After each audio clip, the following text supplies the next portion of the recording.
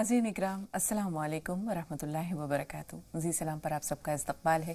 हाज़िर खिदमत है आपके महबूब प्रोग्राम राह निजात के साथ। मैं आपकी मेज़बान शगुफ्ता यास्मीन और चलते हैं बराह रास्त सहारनपुर, जहां नेशनल मेडिकल कॉलेज सहारनपुर के प्रिंसिपल और आलमी अवार्ड याफ्ता तबीब जनाब डॉक्टर असलम खान साहब से हम मुलाकात के मुंतज़िर हैं। डॉक्टर साहब को भी अपने नाज़रीन से रूबरू होने का इंतज़ार रहता है।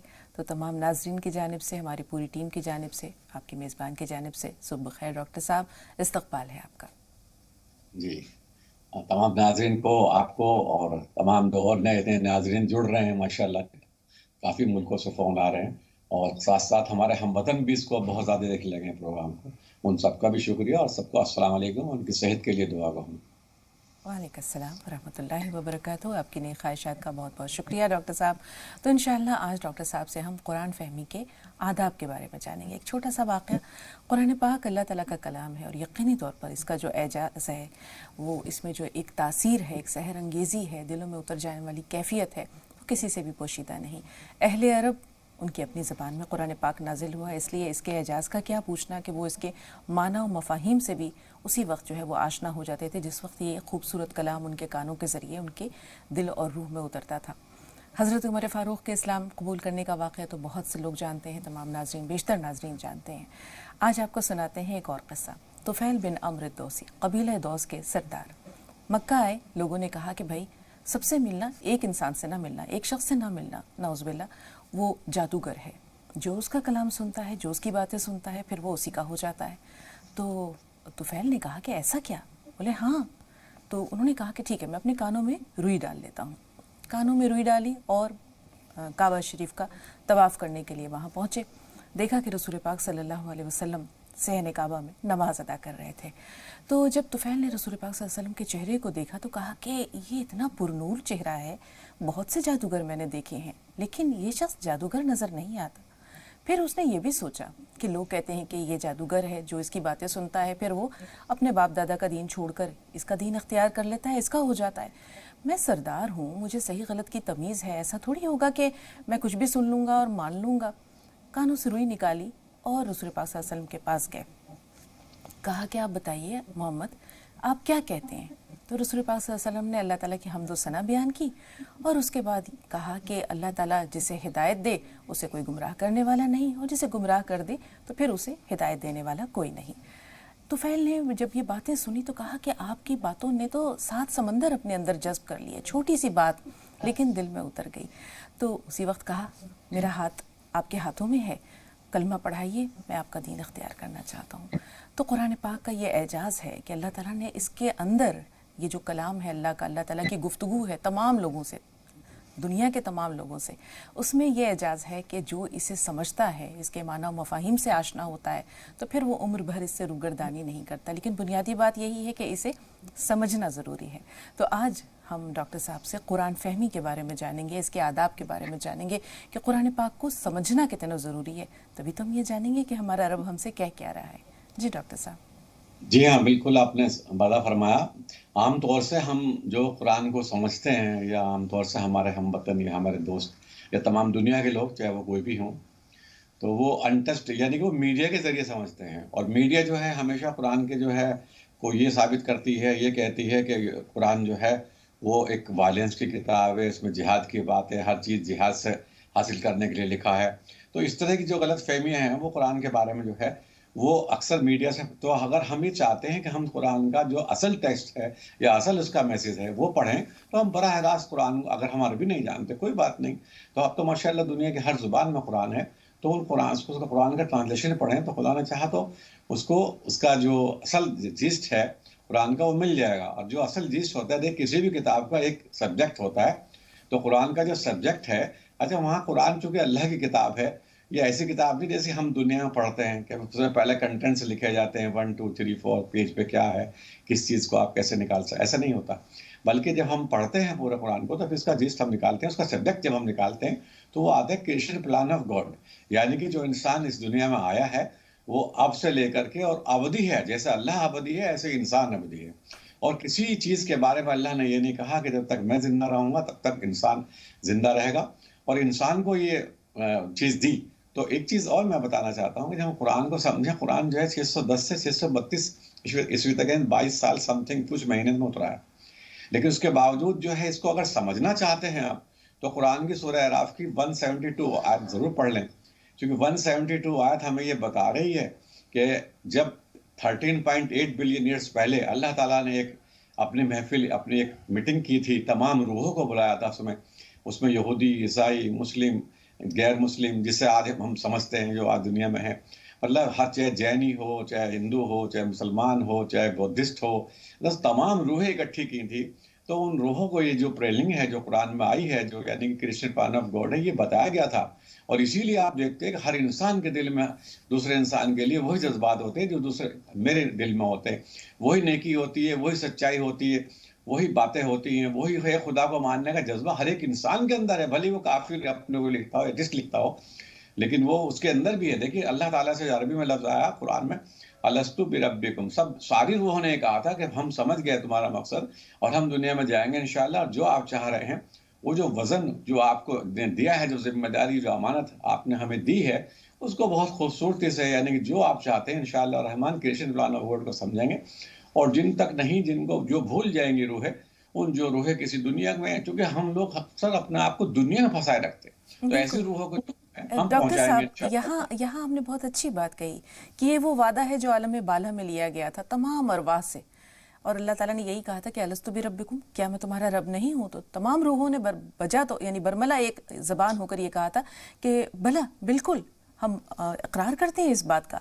और इसी बात को रसूल पाक सल्लल्लाहु अलैहि वसल्लम ने भी फरमाया है कि हर बच्चा दीन फितरत पर पैदा होता है, फिर वो अपने माँ बाप का दीन इख्तियार कर लेता है। अगर वो यहूदी घर में पैदा हुआ है तो वो यहूदियत इख्तियार कर लेता है, नसरानियत माँ बाप हैं उसके तो वो नसरानियत इख्तियार कर लेता है। तो दीन फितरत पर वो रूह एक नौमौलूद बच्चे के जिस्म में जब वो पैदा होता है तो वो दीन फितरत पर होता है, फिर वो अपने आबाई माँ बाप का या अपना आबाई दीन इख्तियार करता है। यहाँ एक सवाल है, हम इस एतबार से अपने आप को बहुत अल्लाह का शुक्र भी अदा करते हैं और खुशकिस्मत तस्वुर करते हैं कि हम फ़र्जंदान तौहीद में हैं, यानी हम वहदानियत पर पैदा हुए हैं, हमें विरासत में इस्लाम मिला है अपने माँ बाप से। बहुत से ऐसे लोग होते हैं जो तलाश और जुस्तजू के बाद, तहक़ीक़ के बाद और शऊर की बालिदगियों को तय करने के बाद, इस्लाम की हक़ानियत को जानने के बाद इस मज़हब को इख्तियार करते हैं। तो वो लोग जिन्होंने इतनी कठिन राह जो है वो तय की है और बहुत सारे गौर व फिक्र के बाद वो उन्होंने इस्लाम की सच्चाई को पाया है, तो क्या उनका दर्जा हमसे बेहतर नहीं है, बुलंद नहीं है? देखिए, मैं कल देख रहा था कि मैं कुरान फहमी के बारे में मैंने एक 1.5 घंटे की स्पीच सुनी लोगों की, बड़े बड़े पाकिस्तानी, हिंदुस्तानी और सऊदी अरब वगैरह के उलमा थे। ये मुझे कोई ख़ास बात किसी को उसमें नहीं लगी, बल्कि बस उसमें फ़नी और कहना चाहिए लोगों के जज्बात भड़काने की, लेकिन उससे कोई टेक अवे मुझे नहीं मिला। देखिए, अगर आपको कोई टेक अवे किसी स्पीच से नहीं मिलता, किसी प्रोग्राम चाहे वो राह निजात हो या कुछ हो, आपको कोई सबक नहीं मिलता, तो समझ लीजिए सबक चाहे राह निजात मैं क्यों ना दे रहा हूँ, वो बेकार है। मिसाल के तौर पर कल मैं सुन रहा था सारे लोग ये तो कहते हैं कि लोग ईसाई जो है अल्लाह का बेटा मानते हैं ईसा अलैहिस्सलाम को, और गलत बात है ये, वाकईतन गलत है। लेकिन हम अपने आप को फर्जंदाने तौहीद कहते हैं, तो हम अल्लाह के बेटे कहाँ हैं? तो हम अगर खुद भी शिरक कर रहे हैं, खुद भी अपने आप को फख्र से कह रहे हैं, और उधर हम ईसाइयों को ये बात कह रहे हैं कि वो जो है खुदा का बेटा मानते हैं, वो जबकि उनका बेटा नहीं है। रसूल पाक सल्लल्लाहु अलैहि वसल्लम जैसे नबी थे, इसी तरह से वो भी एक नबी थे। तो वो जो, इसमें कोई शक नहीं। तो हमें ये गौर करना होगा, हम आमतौर से जो ज़िंदगी बिताते हैं वो बिताते हैं बिल्कुल सुपरफिशियल। हम गौर नहीं करते कि हमारे अल्फाज जो हैं हमें शिरक में ले जाते हैं, हमारे अल्फाज ही हमारे अमल बन जाते हैं। और जब हम इस तरह से करते हैं तो फिर जिस वक्त हम कुरान को समझ नहीं पाते, तो हमें जो है ऑलमाइटी का कलाम नॉन माइटी बन के पढ़ना है। जब हम अपना पूरा दिल खाली कर दें, पूरी चीज़ें खाली कर दें, और इंशाअल्लाह रहमान जब हम कुरान को पढ़ेंगे तब हम समझेंगे हम फर्जंदाने तौहीद नहीं है, बल्कि हम तो जो अल्लाह के दीन में जैसे बंदे हैं, अल्लाह ताला ने जो हमें बताया, हम तो एक तरह से नौकर हैं। और जब ये अल्लाह ताला ने कुरान में खुद कह रहा है, सूरह फुरकान की 25 आयत पढ़ेंगे, 52वीं आयत पढ़ेंगे आप, उसमें साफ कह रहा है कि अल्लाह ताला इस कुरान से जो कहा है कि इससे जिहाद करो। ये नहीं कह रहा कि अल्लाह मियाँ की तलवार से जिहाद करो या एटम बम बनाओ या कुछ लड़ो या कुछ करो, बल्कि कुरान की जो तौहीद की आइडियोलॉजी है कि एक अल्लाह है और बाकी हम सब उसके बंदे हैं। यानी कि ऐसा समझ लीजिए किसी एक बड़ी फैमिली का एक मालिक है, उसके सारे नौकर 10-20 हज़ार 30 हज़ार, और हम उस सब उस मालिक जो फैक्ट्री का मालिक है उसके नौकर हैं सब, तो हम आपस में क्यों लड़ेंगे सारे? क्योंकि हम सबको वो दे रहा है, हम सबको तनख्वाह दे रहा है, हम सबके घर मिले हैं, सबको हर महीने जो चीज़ें हमें मिलती हैं, तो हम नहीं लड़ेंगे। जब ये तौहीद की आइडियोलॉजी होगी तो यहाँ को तलवार की ज़रूरत ही नहीं पड़ेगी। और एक चीज़ और भी मैं बताना चाहता हूँ ख़ास तौर से, देखिए जो कुरान जो किताब है वो अल्लाह ताला की लिविंग बुक है। जिसने किताब लिखी वो आपके साथ, आपके शायरक के नज़दीक है। तो मैं तो ये करता हूँ बड़े-बड़े आलिमों को देखता हूँ कि उनमें मार्फत का बहुत ज़्यादा फ़क़दान है। बड़ी-बड़ी तफ़सीरें की, 6-6 हिस्सों में की, कुरान की 8-8 हिस्सों में कर दी, 10-10 हिस्सों में कर दी, लेकिन वो खुद भी मार्फत से मतलब वाकिफ़ नहीं रहे और ना ही वो चीज़ दे पाए जो उनके रीडर्स से उन्हें मार्फत आए, बल्कि उनमें एक तरह की कहना चाहिए शरीयत के बारे में ज़्यादा हो गए, लड़ने के बारे में ज़्यादा हो गया। कुरान में 2 चीज़ें हैं, एक रियल होती है, एक रिलेटिव होती है। तो जो रियल को और रिलेटिव को वो फ़र्क नहीं कर पाए। तो मेरा कहना ये है कि जब भी आपको कुरान पढ़ना हो और समझना हो, आप जो है अल्लाह से दुआ करें। अल्लाह बराह रास्त आपके दिमाग में, आप आँख बंद कर लें, मैं भी ऐसे करता हूँ। आपके दिमाग में इस क्वेश्चन डालेगा कि इस आयत का मतलब ये नहीं ये है। तो ख़ास बात ये, इसका रीडर जो है हर लम्हा अल्लाह से जुड़ा रहता है। और कोई किताब ऐसी नहीं दुनिया में, किसी की पढ़ लें, डॉक्टर माइकल हार्ट की पढ़ लें जो रसूल पाक सल्लल्लाहु अलैहि वसल्लम के बारे में नंबर 1 लिखा है, जिसको अब न्यूयॉर्क के डॉक्टर ने। किसी भी किताब पढ़ लें तो वो राइटर आपके दिल से जुड़ा हुआ नहीं होता। ये अल्लाह ताला आपके राइटर जो है इस किताब का, जो रीडर हैं हम सब तमाम। तो अगर हम ये सोच के पढ़ेंगे कि इसका जो असल मोटिव है एज़ इट इज़, जो अल्लाह ने चाहा है बताना, अगर हम उसको समझते हो हिदायत की किताब मानेंगे। और लोगों ने इसे पॉलिटिक्स की किताब बना दिया, लोगों ने इसे कानूनी किताब बना दिया, लोगों ने हिदायत की किताब इसको बार बार कहा गया है डॉक्टर साहब, लेकिन बुनियादी चीज़ ये है कि हम इससे हिदायत हासिल करने की कोशिश तो करें। हम इससे सवाब ज़रूर हासिल करते हैं, हिदायत हासिल करने की भी कोशिश करते हैं, लेकिन जैसे कि आपने भी कहा कि इसमें बुनियादी तौर पर ये हर आयत को डिस्कवर करने का एक मकसद होना चाहिए, या उसको पढ़ने का एक मकसद होना चाहिए कि इस आयत से अल्लाह ताला की मुराद क्या है, क्योंकि ये उस ज़बान में उतारा गया है डॉक्टर साहब जो अपने आप में बहुत ज़्यादा फसीह और बलीग है। अहले अरब इसीलिए तो अपने आप को अरब कहते थे कि उन्हें अपनी फसाहत और बलागत पर नाज था, बाकी लोगों को वो अजमी कहते थे, गूंगा। तो यहाँ हर आयत के अंदर मानव मफाहिम की एक दुनिया आबाद है, एक जहां आबाद है। बुनियादी चीज़ ये है कि उसको डिस्कवर करें। जैसे अभी मैंने कहा, आप ये देखिए कि मगरिब में लोग कुरान पाक को समझने की कोशिश करते हैं, समझने के बाद जब दिल में उसकी सदाकत जागुज़ी हो जाती है तो फिर वो कहते हैं कि हाँ, मैं इस मज़हब को कबूल करता हूँ, शऊर की सतह पर, सदाकत के सतह पर और दिल की पूरी सच्चाई के साथ। तो यहाँ ये चीज़ जो है वो हमारे अंदर इसलिए थोड़ी मफकूद है कि हम अरबी ज़बान नहीं जानते। अरबी ज़बान जानने की कोशिश करना, इसको सीखना ज़रूरी है, हर मुसलमान के लिए बहुत ज़रूरी है, क्योंकि इसकी तासीर तभी दिलों में उतरेगी जब आप अरबी ज़बान से आशना होंगे। तर्जुमा अपने आप में इसमें ये कोई दो राय नहीं है कि इसके तर्जुमे से भी जो है वो दिलों की दुनिया जो है वो बदल जाती है। हज़रत उमर फ़ारूक, उनके कबूल इस्लाम का वाक़या आप जानते हैं कि बहन ने सिर्फ इतनी कहा था कि उमर, चाहे जितनी जी चाहे तुम मार लो हमें, लेकिन जान जाए तो जाए, ईमान जाने वाला नहीं है। फिर उन्होंने यही कहा था कि बताओ तुम क्या पढ़ रही थी। कुरान पाक की आयतें जब उनके सामने तिलावत की गई तो उनके ज़ुबान से यही निकला था कि वल्लाह कितना खूबसूरत कलाम है, कितना मीठा कलाम है, ये मेरे दिलों में उतरता चला जाता है। तो ये कुरान पाक का एजाज़ है जो कि अहले अरब इससे यानी बराह रास्त बिलमुशाफा आशना होते हैं। उन लोगों के लिए जो ये ज़बान नहीं जानते, कुरान फहमी कितनी ज़रूरी है डॉक्टर साहब। कुरान को समझ कर पढ़ना, कुरान को सीखने की कोशिश करना, ये कितना ज़रूरी है। हमारे एक साथी एक चुटकुला सुना रहे थे, वो ये कह रहे थे कि मैं देख रहा हूँ कि ज़्यादातर जो है अरब मुल्कों में, इन मुल्कों में, मिडिल ईस्ट में ख़ास तौर से जो है यूएई में, इधर ज़्यादा नबी आए।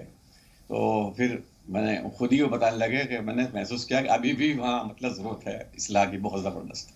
और आपने खुद ये बात का भी एतराफ़ किया, मुझे डिस्कवरी हुई इस बात की कि अल्लाह ताला ने हिंदुस्तान को छोड़ के, दूसरे मुल्कों को छोड़ के जो है सऊदी अरब में उतारा कुरान। तो इसकी ख़ास वजह ये थी जो आपने खुद कहा कि दूसरों को वो गूंगा समझते थे, अजनबी समझते थे। हज़रत उमर फ़ारूक ने यहाँ वफ़द भेजा था अपने ज़माने में, देखा था कि हिंदुस्तान कैसा है, तो यहाँ बहुत शांत था। यहाँ पर कोई किसी किस्म का, इस किस्म के जैसे फसाद होते हैं वो नहीं था। और दुनिया की सबसे बदतरीन जो कौम थी उस वक्त ज़माने में, तो वो वहीं की थी। और अल्लाह ताला ने उन्हीं का गरूर तोड़ने के लिए कुरान को पहले वहाँ पर उतारा।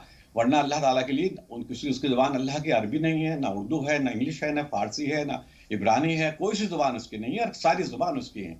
अल्लाह ताला हर ज़ुबान में समझ सकता है और इंसान को, कुरान को हर ज़ुबान में समझ सकता है। तो आज भी देखेंगे आप कि सऊदी अरब वगैरह में आप देखेंगे तो जो जितना अच्छे आलिम हिंदुस्तान में हैं, जितने अच्छे लोग यहाँ पर समझते हैं कुरान को, जिनके यहाँ अरबी उनकी कॉमन ज़बान नहीं है, उतना वहाँ आज भी नहीं समझते। आज भी वो सबसे पहला जो अवार्ड दिया गया, स्पेशल अवार्ड है, वो हिंदुस्तान के ही लोगों को दिया गया। उसके बाद दिगर जो अभी भी मौलाना वहीदुद्दीन साहब को अवार्ड दिया गया था, तो तमाम दुनिया के आलिमों में उनको सबसे ऊंचा आलिम बना करके ये महसूस किया कि जो पीस के लिए जो कुरान का सही मकसद है कि ऋषि फानव को समझाने में जो सही काम कर रहे हैं, तो यूएई की राजधानी में जाकर उनको अवार्ड दिया गया। तो माशाल्लाह मैंने प्रोग्राम टीवी पे देखा था, तो वो आज भी मैं देखता हूँ कि हिंदुस्तान के लोग जो अरबी नहीं जानते वो ज्यादा कुरान समझते हैं। तो मेरा कहना ये है कि इसलिए उतारा गया था, वहां सबसे ज्यादा बुराई थी, वहां इतनी बुराई हिंदुस्तान में नहीं थी। तो जहां पर ज्यादा बुराई होती है, अल्लाह ताला वहां अपने नबियों को सबसे पहले वहां प्रायोरिटी पे भेजता है। तो ये वजह होती है, वो फख्र की बात नहीं है कि सऊदी अरब में उतारा या सऊदी अरब वाले फख्र करेंगे कुरान हमारे यहाँ उतारा, नहीं, ऐसी बात नहीं। बल्कि सोचने का मुकाम है कि आपके यहाँ क्यों उतारा। आप बहुत ज्यादा लड़ते थे, आपके यहाँ कबीले थे, आपके यहाँ 365 ज्यादा बुत थे, और तो और अल्लाह का जो लफ्ज है, अल्लाह भी एक बुत का नाम था। तो अल्लाह ताला ने जो उस बुत के नाम से फिर अपने को मंसूब किया, और फिर अल्लाह कहा अपने आप को, और नाम दिया, रहमान दिया, रहीम दिया, ताकि उन्हें मालूम हो कि मेरा कोई नाम नहीं है बल्कि मेरी सिफात है जो लोग लेते हैं। बिल्कुल तो डॉक्टर साहब, मुसद्दस हाली के वो अशार याद आ रहे हैं जिसमें मौलाना अल्ताफ हुसैन हाली ने जब दौर जाहिलियत में अरबों का नक्शा खींचा था तो यही कहा था कि उतर कर हिरा से सुए कौम आया और एक नुस्खा कीमिया साथ लाया, अरब जिस पे करनों से था जहल छाया, पलट दी बस एक आन में उसकी काया। तो अहले अरब को, जो एक झगड़ालू कौम थी, गैर मुतमद्दिन थी, अनसिविलाइज थी, उसको किसने उसकी जो है वो दिल की दुनिया बदली? वो अल्लाह का कलाम था, रसूल पाक सल्लल्लाहु अलैहि वसल्लम की सीरत थी। तो इसमें वो एजाज़ है कि अगर इसको समझकर पढ़ा जाए तो फिर क्या कहना, और अगर नहीं भी समझ में आता तो आप ये देखिए, सूरह रहमान की जब तिलावत की जाती है, एक आयत की तकरार है बार बार। कुरान की आयत जब पढ़ी जाती हैं या किस खुशलहानी से जब वो पढ़ी जाती हैं, हज़रत उबई बिन काब, इनकी तिलावत रसूल पाक सल्लल्लाहु अलैहि वसल्लम को बहुत पसंद थी। एक दिन मस्जिद के पास से गुजरे और देखा कि वो पढ़ रहे हैं, तो कहा कि पढ़ के सुनाइए। तो उन्होंने कहा रसूलुल्लाह, कुरान पाक आप पर उतरा है, आप फरमाइश मुझसे कह रहे हैं। कहा कि पढ़ो, मुझे तुम्हारी क़िरात अच्छी लगती है। उन्हें सैयदुल क़ुर्रा कहा गया। तो कुरान पाक को खुशलहानी से जब पढ़ा जाता है तो इसके अंदर एक रिदम है, एक ऐसी कैफियत है, कितनी मिठास है, ऐसा लगता है जैसे कोई झरना बह रहा है, कोई नदी है जो बड़ी नरमी के साथ रवा दमा है, एक आबशार है जो दिलों की दुनिया, जो दिल पर गिरता है, दिल की दुनिया को बदल देता है। तो आप ये देखिए कि जमाल अब्दुल नासिर गए वो रूस, उन्होंने कहा कि भाई तुम ये क्या पढ़ते हो, हमारी लाल किताब पढ़ो ना। तो उस वक्त उनको कोई जवाब बन नहीं पड़ा। एक साल के बाद वो कारी अब्दुल बासित अब्दुल समद को लेकर गए और कहा कि मैं तुम्हें चाहता हूँ कि तुम हमारे कुरान की जो है वो कुछ आयतें सुनो, तिलावत करो। कारी अब्दुल बासित अब्दुल समद ने जब तिलावत शुरू की तो वहाँ जो हाजरीन बैठे हुए थे वो तो सब रशियन थे, वो नहीं जानते थे कि इसमें कह क्या रहा है अल्लाह ताला, इसका मतलब क्या है। लेकिन वो जो तिलावत उन्होंने सुनी तो उनमें से आधे लोग तकरीबन आंसुओं से रो रहे थे। तो ये कुरान पाक का एजाज़ है कि जो ना समझने के बावजूद बहुत असर करता है दिलों पर। तो इसमें अगर समझ लिया जाए तो यकीनी तौर पर इसकी तासीर दूचंद हो जाती है। आप बार बार इस बात पे जोर देते हैं कि कुरान पाक को समझ कर पढ़ना ज़रूरी है, लेकिन ये भी नहीं है कि हम कुरान पाक को अगर ना समझ सकें तो इसे हम बंद करके रख दें। पढ़ना तो अपने आप में सवाब की हैसियत रखता ही है, देखने से सवाब है, इसे पढ़ने से सवाब है, इसे सुनने से सवाब है, लेकिन इसकी हकीकत को जानने के लिए, इसे माना और मफहूम के साथ जानने के लिए अरबी ज़बान को कुछ हद तक जानना भी ज़रूरी है। मौका मिला डॉक्टर साहब तो आपसे हम ज़रूर जानेंगे इस बारे में कुछ और बातें भी। जमील साहब बहुत देर से बधाइयों से फ़ोन लाइन पर मौजूद हैं, उनका सवाल ले लेते हैं। जी जमील भाई, सवाल बताइए। जमील भाई, हमें सुन पा रहे हैं? ऐसा लगता है इंतज़ार नहीं कर सके। यास्मीन बिहार से। जी यास्मीन, बताइए आपका सवाल क्या है? जी, मेरा ऑपरेशन हुआ है डिलीवरी का, मेरा पेट बाहर निकल गया है, क्या करें कि अंदर जाए, पहले जैसा हो जाए। डॉक्टर साहब, इनका सवाल आप तक पहुंचा? नहीं, समझ नहीं पाया क्या कह रहे। यास्मीन, आपका ऑपरेशन किस चीज का हुआ है? डिलीवरी का हुआ है। गॉल ब्लैडर का? डिलीवरी, शायद यूट्रस का ऑपरेशन हुआ है। डॉक्टर साहब, पेट बढ़ा हुआ है, मसला बुनियादी यही है कि वो पेट जो है वो इनका फिर से नॉर्मल हो जाए। जो बढ़ा हुआ पेट है वो उसे कम करने के लिए क्या करेंगे? हिस्टेक्टोमी के बाद तो पेट घटना चाहिए, और चूंकि जब कोई चीज़ पेट से निकाल दी जाती है तो और कम होना चाहिए। अगर पेट फिर भी बढ़ा हुआ है तो देखें, अपना बॉडी मास इंडेक्स जो है वो डाल के देखें, अपनी हाइट, अपनी एज, अपना वेट, तीनों चीज़ों का कैलकुलेशन करें। अगर ज़्यादा है पेट आपका तो आप जो फैट बिल्कुल जो है बंद कर दीजिए। 10% फैट जो है वो एक आदमी को लेनी होती है बैलेंस डाइट में, लेकिन आप 10 से भी सिर्फ 2-3% पे आ जाइए। कुछ दिन तक आप अनकुक्ड खाना लीजिए, इंशाल्लाह रहमान आपका पेट घटने रहेगा और जो फैट है वो बर्न होने लगेगी। मतलब आपको 2000 कैलोरी की जरूरत पड़ती है रोजाना, आप 2000 ना लीजिए, 1000 लीजिए, तो 1000 जो आपको कमजोरी नहीं आएगी, 1000 जो आपके अंदर डिपॉजिट है फैट की शक्ल में, वो खुद ब खुद आकर के आपकी बॉडी में और वो आपको तवानाई देगी। जैसे आप देखती हैं मेंढक है, सांप है, सर्दियों में ये जिंदा रहते हैं, लेकिन ये अपनी उसी चर्बी से जिंदा रहते हैं, और ये सर्दियों के बाद में जब आप बरसात या गर्मी आएंगी तो सारे मेंढक और सांप वगैरह जानवर सब निकल जाते हैं, फिर ये ठीक तंदुरुस्त रहते हैं और अपना आप कभी मोटे नहीं हो पाते, बिल्कुल स्लिम ट्रिम रहते हैं। ऐसे ही इंसान को चाहिए अगर ज्यादा खा लिया उसने तो फिर वो अपनी खुराक कम कर दे। मोहम्मद फारूक साहब धनबाद से, जी बताइए क्या सवाल है आपका। अस्सलाम वालेकुम। वालेकुम अस्सलाम। हमारा ये था कि मेरा आंख में थोड़ा सा प्रॉब्लम है। मेरा 0.1 का, ये 0.25 का लगा हुआ है शीशा ग्लास।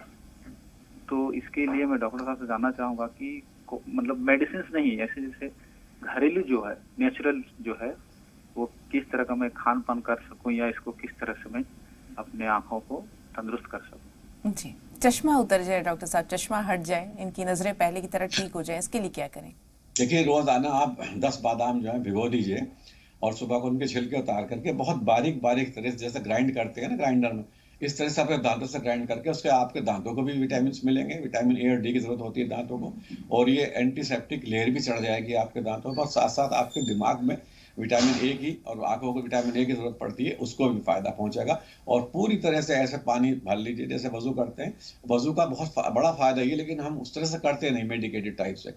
ऐसे भर लें पूरा पानी मुंह में और भरने के बाद में रोक लें, ऐसे चेहरा हो जाएगा आपका। उसके बाद में आप इस तरह से 30 से 40 बार के बीच में पानी डाल लीजिएगा आंखों पर, तो इंशाअल्लाह रहमान आपको इससे फर्क भी महसूस होगी।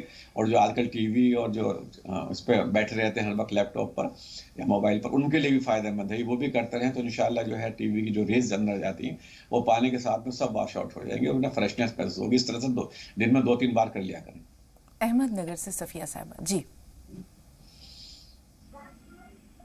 हेलो जी जी बताइए क्या सवाल है आपका। वालेकुम। वालेकुम अस्सलाम। हाँ, मैं अहमदनगर से सफिया बोल रही हूँ। जी इस्तकबाल, सवाल बताइए। मेरी उम्र 42 है। मुझे 1 महीने से मेरे आंख पर पित्ती और खुजली और लाल लाल चट्टे उसके निशानात हो रहे हैं। गोली खाती हूँ लेकिन थोड़ी देर के लिए आराम पड़ता है, लेकिन वापस आ जाती है। जी डॉक्टर साहब, तो इसका जी अभी बताएंगे आपको क्या इलाज है। एलर्जी हो रही है डॉक्टर साहब, उम्र 40 साल है, जैसे ही बता रही हैं कि 1 महीने से इनके जिस्म पे लाल लाल सी जो है वो दाने निकल आए हैं जिनमें खारिश है, खुजली है और चित्तियां सी पड़ गई हैं, क्यों ऐसा है। तो ऐसे एक तो गरम मसाले खाने में बंद कर दें। मसाले जो लेते हैं हम लोग खास तौर से, उसमें जो हम ये चीज़ें लेते हैं, जो जायफल है, जावित्री है, इस तरह की चीज़ें भी लेते हैं हम, दालचीनी जगत लगातार लेते हैं, तो उससे ये हो जाती है। कोई सी बात नहीं, आप वो चीज़ें कम कर दें। कुछ दिन जो है आप सादी चीज़ें लें, उबली हुई चीज़ें लें, पोहा लें, और आपको ये नाश्ते में जो है स्प्राउटेड फूड लें, तो इंशाल्लाह आपकी जो इम्यूनिटी है, जो आपके अंदर, इसमें 12 तरह के अमीनो एसिड्स होते हैं स्प्राउटेड फूड में, वो जब अंदर जाएंगे तो अमीनो एसिड्स की कमी की वजह से भी जो प्रॉब्लम हो जाती है, जब वो अपने जगह ले लेंगे तो इंशाल्लाह आपको इस तरह की प्रॉब्लम नहीं होगी और आप फिर भी परेशानी में रहती हैं अगर, तो सिल्वर माजून खा लें इंशाल्लाह रहमान, उससे आपको बहुत फ़ायदा होगा। ये जो पेठा होता है, पेठे का रस भी पी सकती हैं और पेठे को वो शहद में डाल करके उसका मुरब्बा बना के भी रख सकती हैं घर में। इंशाल्लाह पूरी गर्मी या पूरे मौसम में आपको ये परेशानी नहीं होगी। जी, एक ब्रेक का वक्त हो रहा है, ब्रेक के बाद मिलते हैं।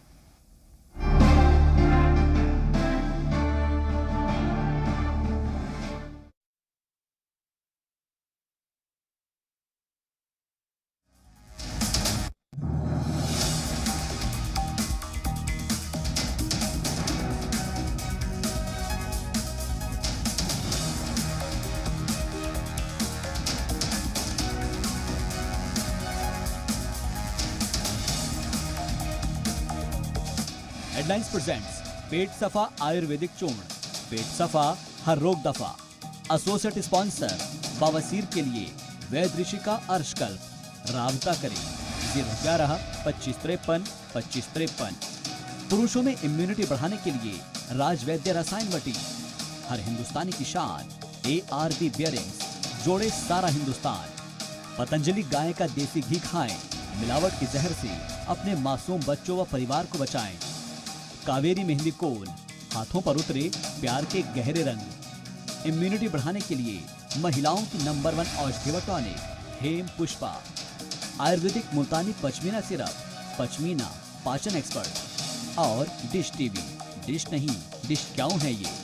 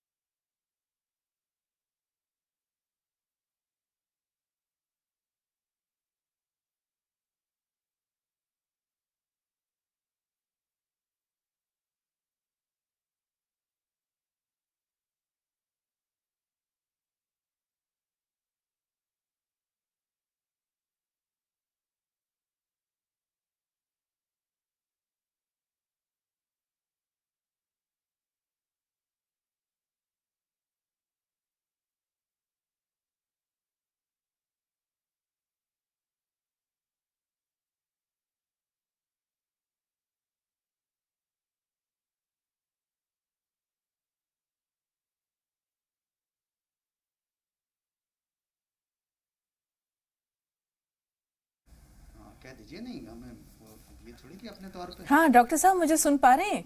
जी हाँ, बिल्कुल आ रही। हाँ, मैं भी यहीं पर हूँ, सुहेल भाई भी यहीं पर हैं।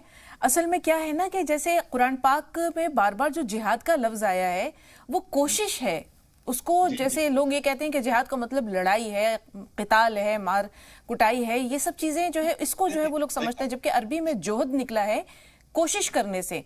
शांतिपूर्ण प्रयास को कहते हैं। हाँ, शांतिपूर्ण प्रयास है, कोशिश है, चाहे वो इल्म हम हासिल बताना करने चाह के रहे लिए। थे वो, पर प्रोग्राम जो है ना आगे चला गया, लेकिन हम ये बताना चाह रहे थे कि इसका शांतिपूर्ण प्रयास हाँ, को। तो आप अगर कहें तो मैं इसको अभी वो कर बीच दीजिए में इसको इसको ना। कर लेंगे, हाँ, इसलिए कि ये बिल्कुल लीजिएगा। एकतरफा चला गया है, बहुत क्रिटिसाइज हो जाएगा, जी जी बिल्कुल सही है ना। कहा। मैं अभी आपको अभी उसको थोड़ा सा वक्त दे देंगे, हम उसको बैलेंस कर दीजिए आप, है ना। हाँ, इस बीच में अभी हम कॉल्स नहीं लेते अभी हैं, कॉल शुरू में नहीं आप लेते। आप कह दीजिए जी कॉल जी थोड़ा जी, सा। बिल्कुल आपने हाँ, अच्छा। अभी इस बीच में अभी कनेक्ट कर दीजिए। हाँ, अभी जब इस बीच में मैं कहूंगी कि कॉल्स आने में थोड़ा टाइम है, अपनी गुफ्तगू के नहीं, मुझे सिलसिले को बताना वहीं था। जोड़, हाँ बिल्कुल बिल्कुल, है ना। ऐसे कह दीजिए, है ना? जी जी बिल्कुल, जी जी, मुझे बताना था ये। क्योंकि उसका दूसरे वे में चले गया, वो अधूरा। अधूरा सा वो हो रहा है। हाँ, क्योंकि जी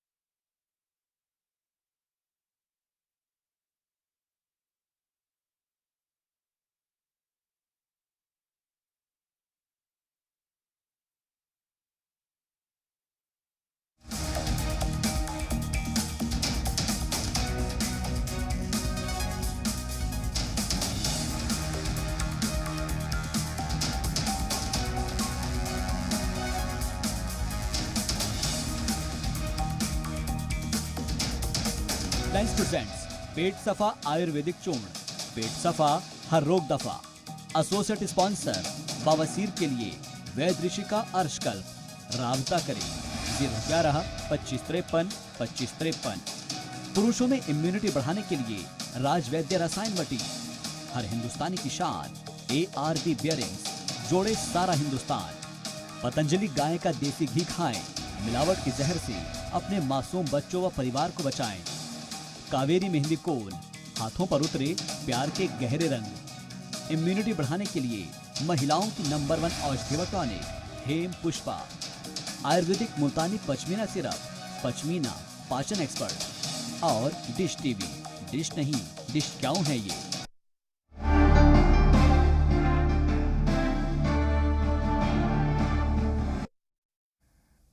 ब्रेक के बाद एक बार फिर आप सबका खैर मकदम है और एक बार फिर पुरतपा खैर मकदम डॉक्टर साहब आपका। इस दौरान के हमारे पास कुछ और कॉल्स आए। डॉक्टर साहब अपनी गुफ्तगू के सिलसिले को हम वहीं से जोड़ते हैं जहां ये हमने छोड़ा था। बात अधूरी सी रह गई, नामुकम्मल सी रह गई। लफ्ज़ जिहाद पर हमने अपनी गुफ्तगू को छोड़ा था। जिहाद जो लफ्ज़ है ये अरबी में जोहद से निकला है, जिसका मतलब है कोशिश करना। अब ये कोशिश अल्लाह के रास्ते में हो, जैसे खुद अल्लाह ताला ने कहा है वजाहिदू फी सबीलिल्लाह, अल्लाह के रास्ते में कोशिश करो। चाहे वो रास्ता इल्म की हुसूलियाबी का हो, चाहे वो रास्ता कस्बे माश का हो, अपने बच्चों को हलाल रोज़ी खिलाना हो, चाहे वो हुस्न माशरत हो, हुस्न अखलाक हो, कोई भी स्ट्रीम हो ज़िंदगी की, उसमें कोशिश करना ये जिहाद है। अल्लामा इकबाल का एक शेर याद आ रहा है जिसमें उन्होंने कहा है कि यकीन मोहकम अमल पे हम मोहब्बत फातिह आलम, जिहाद ज़िंदगानी में ये है मर्दों की शमशीरें। तो यकीन मोहकम यानी पक्का इरादा हो, अमल पे हम यानी मुसलसल कोशिश हो, और मोहब्बत फातिह आलम यानी मोहब्बत के ज़रिए दुनिया को जीत लेने का अज़्म हो। तो जो जिहाद ज़िंदगानी है, जो ये कारज़ार हयात है, ये ज़िंदगी भी तो एक तरह से जिहाद ही है, जिसमें हम अपने आप को बुराई से रोकते हैं, अच्छाई की तरफ लेके जाते हैं। तो इसमें मर्दों की जो शमशीरें हैं, जो तलवारें हैं या उसके हथियार हैं, उसके औजार हैं, वो यही तो 3 चीज़ें हैं, यकीन मोहकम, मुसलसल कोशिश, अमल पे हम, और मोहब्बत फातिह आलम। तो मोहब्बत फातिह आलम है, इसे हम जोहद से कैसे जोड़ें? जी डॉक्टर साहब। और बहुत अच्छा शेर है कि मोहब्बत से ही इस दुनिया में मतलब खुद भी कामयाब जिंदगी जी जा सकती है और दूसरों को भी कामयाबी के लिए मौके मिलते हैं मोहब्बत से, और मोहब्बत से पीसफुल वो बनता है। और देखिए कुरान बार बार एक ही तो बात कह रहा है अल्लाह ताला, जो मैंने भी बताई सूरह फुरकान की 52 आयत, कि जो आप जिहाद लफ्ज़ बताया आपने बहुत अच्छा बताया। जिहाद का मायने है शांतिपूर्ण प्रयास। किसी भी अचीवमेंट को, अच्छा गोल आप लें, मिसाल के तौर पे आपको अपने लिए IAS बनना है, डॉक्टर अच्छा बनना है, आपको बड़ा हॉस्पिटल खोलना है, या आपको खुद कौमी खिदमत करनी है, या आप देख रहे हैं कोई आदमी जुल्म कर रहा है, तो उसके लिए आप शांतिपूर्ण प्रयास, मतलब लड़ने का नहीं बात। और फिर साथ साथ दूसरे आयत में अल्लाह ताला खुद कह रहे हैं, इस सूरह निसा में कह रहे हैं कि इस तरह से बात करो ताकि इनके दिलों में उतर जाए। तो शांति की बात दुनिया का कोई आदमी ऐसा नहीं, चूंकि जो सारी अरवाह जो आपने भी जिक्र किया था, जिन्होंने अल्लाह से वादा किया था अलस्तु बिरब्बिकुम कह के आए थे, वो सबको शांति के घर के लिए बनाया गया था, जिसे पैराडाइज कहते हैं। तो शांति का जो कल्चर है वो हर आदमी अप्रिशिएट करेगा। तो अगर कोई आदमी बात जिहाद के में लड़ाई की बात करता है, वायलेंस की बात करता है, तो वो कुरान की बात नहीं करता। कुरान तो वायलेंस को खत्म करने की बात करता है। क्योंकि कुरान से पहले जब पाषाण युग था, जिसे स्टोन एज कहते हैं, या दूसरे युग आए, तो जबरदस्त लड़ाई होती थी, लोगों को इसका पता ही नहीं था कि शांति के फायदे क्या हैं। तो कुरान नहीं तो आकर के वायलेंस को खत्म किया। जब भी हमने जिक्र किया सऊदिया का या फला, जो वहाँ के कबीले थे, कितने सारे कबीले थे, सैकड़ों, और आपस में किस तरह से लड़ते थे, उनकी दुश्मनी खत्म नहीं होती थी, नस्ल दर नस्ल चलती थी। तो ये जो जिहाद किया रसूलुल्लाह सल्लल्लाहु अलैहि वसल्लम ने, जिहाद किया था वो तौहीद का जिहाद था, मोहब्बत का जिहाद था, लोगों को प्यार का जिहाद था, लोगों को समझाना था, क्रिएशन प्लान ऑफ गॉड। तो शांतिपूर्ण जो प्रयास किए, जिसे इंग्लिश में कहेंगे पीसफुल आइडियोलॉजिकल स्ट्रगल। अगर कोई भी पीसफुल आइडियोलॉजिकल स्ट्रगल कर रहे हैं आप, तो वो जिहाद अजीम है, और वो अपने पे भी करना है, जिहाद अकबर है, और दूसरों को भी समझाना है, दूसरों के साथ भी रखना है। और ये भी एक खास तौर से मैं निकाल दूं, देखिए कि हम लोग इसमें फेल हो जाते हैं कुरान को समझने में। बड़े बड़े आलिम फेल हो गए, तफसीरें करते रहे। अब देखिए डॉक्टर मॉरिस बोगा की किताब का मुकाबला दुनिया का एक आलिम नहीं कर सकता। मैंने पढ़ा कि बाइबल, साइंस और कुरान, कितनी अच्छी किताब लिखी। उनने सिर्फ तर्जुमा पढ़ा था, उस तर्जुमा पढ़ के जो अरबी पढ़ रहे थे, मेरे खुद जब मैं मिस्र गया तो वहाँ के शेख बाहर आए, जब मैं कुरान बांट रहा था, कहने लगा आप यहाँ कुरान क्यों बांट रहे हैं इंग्लिश का ट्रांसलेशन? मैंने इसलिए बांट रहा हूँ कि आपको क्या पास तो अरबी का कुरान था, लेकिन आप समझ नहीं सके। कहने हम क्या नहीं समझे? मैंने कहा आपने जो है फिरौन की डेड बॉडी जो इसमें जिक्र था उसको नहीं तलाश किया, और उसको नहीं रखा।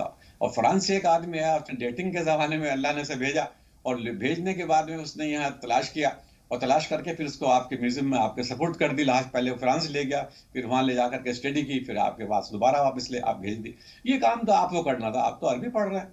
कहने लगा हाँ वाकई बड़ी, मतलब शेख ने ये बात कही, शेख उल जामिया ने, कि डॉक्टर साहब आपने बहुत अच्छी तरह हमारा ध्यान दिलाया, आप बांटिए कुरान। और उन्होंने खुद कुरान लिए मुझसे और कहने लगे बिल्कुल आप सही काम कर रहे हैं और हिंदुस्तान में आकर के हम आपके साथ काम करेंगे। तो मैंने देखा है कि अगर हम समझाएंगे लोगों को, खासतौर से हम लोग फख्र करते हैं कुरान हम पे उतरा है, रब्बुल मुस्लिमीन नहीं है, रब्बुल आलमीन है वो। तो कुरान सारे इंसानों की किताब है, हर इंसान को जिहाद करना है, हर हिंदू को भी करना है, हर मुसलमान को भी करना है। शांतिपूर्ण प्रयास यानी कि अल्लाह से जोड़ने के लिए जो कोशिशें होती है, आइडियोलॉजिकल स्ट्रगल, वो हर एक करना है। और जब ऐसा करेंगे तो इंशाल्लाह एक ऐसा माशरा बनेगा जिसकी अल्लाह ताला ने उम्मीद की थी कि इंसानों से। और इंशाल्लाह रहमान मैं समझता हूँ वो ज़माना आ गया है, अल्लाह ताला ने एज ऑफ पीस यानी चेंज कर दिया है। अब किसी के जहन में से, सबके जहनों से तलवारें, लड़ाई, वायलेंस निकाल दिए, नफरत हो गई है हर एक को। अब इंशाल्लाह एक ऐसा माशरा बनेगा जो कुरान को मतलूब है। बिल्कुल डॉक्टर साहब, ये सहीफ़े हयात है, मंशूर हयात है, ज़ाब्ता हयात है, और अगर समझा जाए इसे तो ये आबे हयात है जो मुर्दा दिलों में जान डाल देता है। आप ये देखिए खुद कुरान पाक की कई जगहों पर अल्लाह ताला ने कुरान पाक में कहा है कि इसके पढ़ने से दिलों में एक ख़ास कैफियत पैदा हो जाती है। जैसे सूखे हुए धान जब उनमें उनकी बालियां सूख जाती हैं और उसमें पानी डाला जाता है तो वो नए सिरे से लहलहाने लगती हैं, यही कैफियत इंसान की है। उसका दिल मुर्दा हो जाता है, उसका दिल मुर्दा हो जाता है। और जब अगर वो कुरान पाक की आयत को सुनता है, समझता है, तो उसमें वही कैफियत पैदा होती है। ये एक तरह से आबे हयात है। लेकिन अपनी ज़िंदगियों को हम कुरान पाक से जोड़ें तो सही, पाव पारा पढ़ लें, इससे भी इतना भी वक्त नहीं है तो कुछ रुकू पढ़ लें, लेकिन रोज़ाना की बुनियाद पर इस कुरान, अपने अल्लाह ताला की इस अजीम किताब को, मुक़द्दस किताब को, कुरान मजीद को अपनी ज़िंदगी में शामिल करें। तो अभी रमज़ान मुबारक का महीना आने को है, बड़ी तादाद में इंशाअल्लाह मुसलमान कुरान पाक की तिलावत करेंगे, लेकिन इसको सिर्फ एक महीने से मखसूस कर देना, ये मुझे लगता है कि इसके साथ ज़्यादती। जबकि कुरान पाक के साथ आप ये देखिए, ये कब्र में भी जो है वो अल्लाह ताला से झगड़ा करेगा, सिफारिश करेगा कि ये कुरान पाक, ये बंदा जो है तेरा, ये मुझे पढ़ता था, आज मैं इसे नहीं छोड़ूंगी, मैं इसकी शिफात कर रही हूँ। इसी तरह रोज़े हश्र में भी जो है वो कुरान पाक, सूरह मुल्क के बारे में कहा जाता है कि जो शख्स रात को सूरह मुल्क की तिलावत कर लेता है तो उसके लिए जो है वो अज़ाब कब्र दूर हो जाता है। कल तस्बीह का आपने बहुत अच्छा जिक्र किया, बहुत देर तक आपकी बातों से जहन के दरीचे खुलते हैं डॉक्टर साहब। बहुत देर तक मैं सोचती रही कि वाकई तस्बीह की क्या ज़रूरत है। फिर जिसे कहते हैं कि हम असबाब भी वहीं तलाश करते हैं जहाँ से इसके ताने बाने, इसके सरोकार जुड़े होते हैं। ऊँट के गले में या उसके जो महार डाली जाती है वो इसीलिए कि ये ऊँट बिदके नहीं। घोड़े की लगाम भी उसको अपने कंट्रोल में रखने के लिए होती है। तो जो हमारा नफ्स है ये भी बड़ा सरकश है, और ये तस्बीह, या अगर हम उंगली की पोरों पर ही अल्लाह ताला के नाम पढ़ते हैं तो ये एक तरह से हमारे उस सरकश नफ्स पर एक तरह की लगाम है, चाहे वो तस्बीह के रूप में हो, चाहे उंगली की पोरों पे हो। रसूल पाक ने कहा है कि उंगली की पोरों पर जो है वो अल्लाह का नाम पढ़ा करो कि ये क़यामत के दिन गवाही देंगी, ये चमकेंगी, रोशन हो जाएंगी। तो बहुत सारी बातें हैं जो आपकी गुफ्तगू के जरिए हमारे अज़हान को मुनव्वर करती हैं।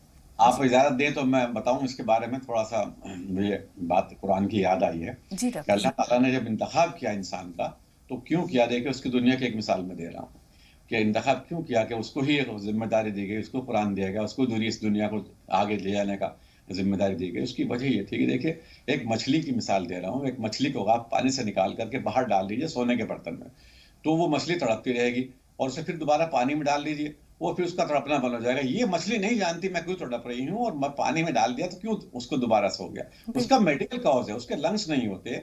वो लंग्स जो हमारे होते हैं, हम तो हवा से ऑक्सीजन ले सकते हैं, वो हवा से ऑक्सीजन नहीं ले सकती। तो ये मछली को भी नहीं मालूम, ये इंसान ने डिस्कवर किया है। तो अल्लाह ताला इसलिए उसको जब पानी में डालते हैं तो उसकी जो पानी से ऑक्सीजन है वो ले सकती है, हवा से नहीं ले सकती, और इंसान पानी से ऑक्सीजन नहीं ले सकता, इसलिए मर जाता है। तो ये जो खूबियां रखी है इंसान में अल्लाह ताला ने, ये जबरदस्त खूबियां हैं। और ये और मैं लोगों की गलतफहमी दूर करूं कि बहुत से लोग ये सोचते हैं कि कुरान एक शायरी है। नहीं, उस जमाने में जब कुरान उतरा तो उस वक्त नसर में कुरान को उतारा गया। अल्लाह को मालूम था जमाना नसर का आएगा और शायरी की मजम्मत की, तो शायरी में चाहता अल्लाह ताला तो एक बेहतरीन कलाम हो सकता था, दुनिया में आज तक उसके की शायरी के मुकाबले में नहीं होती, लेकिन उसके बावजूद अल्लाह ने नसर में किया, और उस नसर को भी ये खूबी पैदा कर दी, शायरी से ज्यादा खूबसूरत शायरी से ज्यादा रिथम उसमें पैदा कर दिया। और नसर जो होती है वो हमेशा हिदायत के लिए होती है, और शायरी जो है हिदायत नहीं, वो काफिया होते हैं। और बड़े बड़े शायर जो हैं गलती कर जाते हैं, वो काफिये जोड़ने के लिए हकीकत को खत्म कर देते हैं। तो अल्लाह ताला ने ये एक नया रिवाज शुरू किया। जिस जमाने में लोग शायरी में बात करते थे, उस जमाने में कुरान को नस्र में किया। तो अगर हम देखिए, मैं फिर कह रहा हूँ, चाहे डॉक्टर माइकल हार्टी क्यों लिख पाया दुनिया में कोई किताब, और कोई क्यों नहीं लिख पाया, क्योंकि उसने जो है कुरान के रसूल पाक सल्लल्लाहु अलैहि वसल्लम को समझा कि दी 100 बुक लिखी और उसने टॉप पे दिया। ईसा अलैहिस्सलाम को दे सकते थे वो। ईसा अलैहिस्सलाम तो उनके वो नबी मानते हैं, उन्हें रसूल मानते हैं, खुदा का बेटा मानते हैं। उन्होंने कहा नहीं, जो परिवर्तन रसूल पाक सल्लल्लाहु अलैहि वसल्लम लाए हैं दुनिया में कोई नहीं ला सका है। जो कुरान की रिवोल्यूशन है वो इवोल्यूशन है, बल्कि रिवोल्यूशन नहीं इवोल्यूशन है। वो धीरे धीरे धीरे धीरे तमाम दुनिया में फैल गई, लोगों को मालूम भी नहीं हुआ। सारी दुनिया में डेमोक्रेसी आ गई, सारी दुनिया में अमन कायम हो गया, सारी दुनिया में जो पीस हो गई, लाशऊरी तरीके से भी आ गई, लेकिन कुरान जो है वो प्रिवेल्ड हो चुका है आइडियोलॉजिकली। बिल्कुल डॉक्टर साहब, 2 कॉलर्स और फोन लाइन पर मौजूद हैं। जमील भाई एक बार फिर बधाइयों से। जमील भाई सवाल बताइए। जी अस्सलाम वालेकुम मैडम। वालेकुम अस्सलाम। डॉक्टर साहब को भी अस्सलाम वालेकुम। वालेकुम। जी मैडम, आप जो काउंसलिंग करती हैं, डॉक्टर साहब जो काउंसलिंग करते हैं, वो दिलों के अंधेरे को दूर कर देती है। जो काउंसलिंग करने का तरीका है वो बहुत ही अच्छा, दिल और दिमाग दोनों को रोशनी देता है। और अल्लाह ताला आप दोनों लोगों को सलामत रखे और जज़ाए खैर दे। आमीन। मेरे मैडम 3 सवाल हैं जी। और जरा आप उन्हें ध्यान से सुनिए और उसका डॉक्टर साहब से जो है मसले का हल कराएं। जी। पहला सवाल ये है कि मेरी उम्र जो है वो 52 साल है लगभग। मेरे चेहरे की जो है खाल लटक गई है, बहुत लूजिंग हो गई है चेहरे पे। दूसरा सवाल ये है कि दिल भी बहुत कमजोर हो गया है। अगर कोई भी बात सुनता हूँ, किसी की दर्द या परेशानी या अपनी कोई तकलीफ होती है, तो दिल जो है बहुत डूब सा जाता है। और मेरा मैडम दूसरा सवाल ये है कि घर में मेरी बेटी को या मुझे जो है कभी कभी एक दूसरे को छूने से ऐसा लगता है करंट, और तेज करंट की स्पार्किंग होती है। ये क्या मसला है? तीसरा सवाल ये है, मैंने डॉक्टर साहब से अपने भाई के बारे में बात की थी, तो उन्होंने डॉक्टर साहब ने 1 महीने के लिए फल फ्री बताया था। अब वो फल भी 1 महीना पूरा हो गया, फल भी खा चुके हैं। फिर उन्होंने जो चना उबाल कर जो है बताया था, तो मैं ये पूछना चाहता हूँ कि उसमें सोडा डाल के उबाल लें या ऐसे ही, और इसके बाद क्या प्रोसीजर उन्हें करना है, आगे क्या प्रोसीजर करना है? ये मेरे मैडम 3 सवाल हैं। और एक सवाल ये है कि डॉक्टर साहब BOMS जो है करा रहे हैं, BOMS होता है और वो नीट परीक्षा के द्वारा एडमिशन होता है या डायरेक्ट एडमिशन हो जाता है? ये भी मालूम करना था मुझे। ठीक, आपके तमाम सवालात का खैर मकदम। थोड़ा सा इंतजार, फरहत साहिबा का सवाल ले लें, फिर आपके सवालात की तरफ आते हैं। जी बताइए फरहत, क्या सवाल है आपका? जी हेलो। हाँ, सुन रहे हैं आपको फरहत, सवाल बताइए। जी मेरा नाम रफ़ात बानी है। अस्सलाम वालेकुम। वालेकुम अस्सलाम। जी वो मुझे मेरे 2 सवाल है मैडम। फरहत जरा बुलंद आवाज से, आपकी आवाज बिल्कुल नहीं पहुंच रही। हेलो। हाँ। मुझे पूछना था, मेरे शौहर है, इनके 2016 से इनको जो है शुगर मतलब डायबिटीज हो गई है। फरहत आपकी आवाज माजरत खां है बिल्कुल नहीं पहुंच रही है, जरा बुलंद आवाज से। हेलो जी, पहला सवाल क्या है आपका? पहला सवाल ये है बाजी कि मेरे शौहर इनके 2016 से इनको डायबिटीज है। अब इनके परेशानी है पैरों में बाल बिल्कुल नहीं गिर रहे। बहन, हम सिर्फ इतने ही समझ पाए कि आपके शौहर को डायबिटीज है, बाकी कोई बात हम नहीं समझ पा रहे हैं। इनके पैरों में बाजी, उनके पैरों में कोई तकलीफ है, क्या बात है? नहीं, पैरों में दर्द होता है एक तो, और दूसरी बात ये कि पैरों में बाल बिल्कुल जो है मतलब खत्म हो गए पैरों के बाल। जी ठीक है, इसके पीछे क्या रीजन है? हाँ, इसके अलावा और कोई सवाल है? इसके अलावा मुझे अपने लिए पूछना था, मुझे 3 दिन से मेरा BP लो हो रहा है डॉक्टर। ठीक है, आपका BP लो हो रहा है, हस्बैंड को डायबिटीज, मेरे आंखों में जो है अंदर की तरफ खिंचाव हो रहा है, मैं पूरी नॉर्मल नहीं हो पा रही हूँ। तो इसके लिए मुझे क्या करना चाहिए बताइए। जी डॉक्टर साहब, BP लो हो रहा है और इनको खिंचाव सा महसूस हो रहा है, क्या करेंगे? देखिए, BP लो अक्सर हो जाता है, यह हमारी सोच पे भी डिपेंड है। और हम BP लो के लिए काफ़ी बार हमने शुमारे चलाए हैं, गौर से देखा करें, समझा करें। तो अब भी आप ऐसा करें कि एक सूती कपड़ा ले लीजिएगा खूब अच्छी तरह से, और आप बाथरूम में जाइए या कपड़े उतार करके या नहाने से पहले ऐसा करें, खूब अच्छी तरह से रगड़ लीजिए, गर्दन भी, पीछे भी, ऐसे पकड़ के भी, इस तरह से करके भी, इंशाअल्लाह रहमान। जब आप इस तरह से करेंगे तो आपका बीपी लो जो है वो लो नहीं रहेगा और नॉर्मल आ जाएगा इंशाअल्लाह। और कुछ फिर खाने भी पीने की हिदायत डॉक्टर साहब?